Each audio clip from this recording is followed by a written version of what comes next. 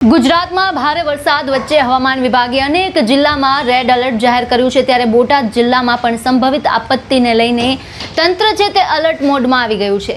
બોટાદના ધારાસભ્ય ઉમેશભાઈ મકવાણા જાતે મેદાનમાં ઉતર્યા છે। રાજ્ય સરકારના ઉચ્ચ અધિકારીઓ સાથે સીધી વાતચીતથી લઈને કંટ્રોલ રૂમ શરૂ કરવા સુધીના તમામ મહત્વના નિર્ણયો લેવામાં આવ્યા છે।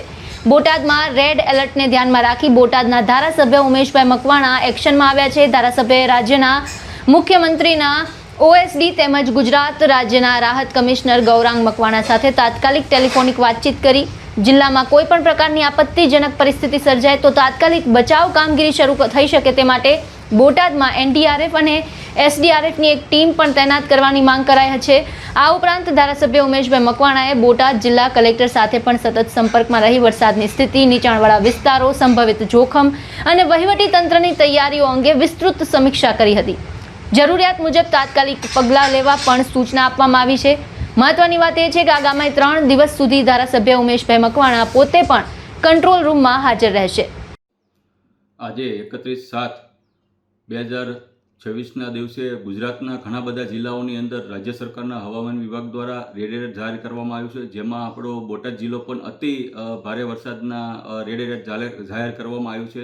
એટલે આ તકે બોટાદના ધારાસભ્ય તરીકે બોટાદની જનતાને એક અપીલ કરું છું કે ભાઈ કામ વગર તમે ઘરની બહાર નીકળતા નહીં। નીચાણવાળા જેટલા પણ આપણા વિસ્તારો છે, જેમ કે તુરખા રોડ છે, તળાવના જે ઓગણની પાસે જે ઝૂંપડપટ્ટી વિસ્તારમાં લોકો રહે છે એનું હાલ અત્યારે અમે સ્થળાંતર ચાલુ કરી દીધું, પણ લોકોને સ્વયંભૂ આ વિસ્તાર છોડી દેવામાં આવે તેવી વિનંતી કરું છું કે આપણું કૃષ્ણસાગર જે તળાવ જે છે એ અત્યારે હાલ આપણે 70થી 80% જેટલું ભરાયેલું છે। જો અતિ વરસાદ પડશે તો તળાવ ઓવરફ્લો થવાની શક્યતા છે, નીચાણવાળામાં પાણી આવવાની ખૂબ શક્યતા છે। સાથોસાથ જે ગોમા નદીના કાંઠે જે વિસ્તારમાં લોકો રહે છે અને ખામડા ડેમ પણ અત્યારે હાલ આપણે ઓવરફ્લો થઈ ગયો છે। એટલે કે જનતાને વિનંતી કરું છું કે ભાઈ જરૂર હોય તો જ ઘરની બહાર નીકળજો। 3 દિવસ સતત આગાહી છે અને સાથોસાથ હું પોતે અહીંયા બોટાદ સર્કિટ હાઉસ ખાતે મેં મારો એક કંટ્રોલ રૂમ ખોલી દીધો છે, જેનો નંબર છે 99989806 અને 999898989693। આ હું પોતે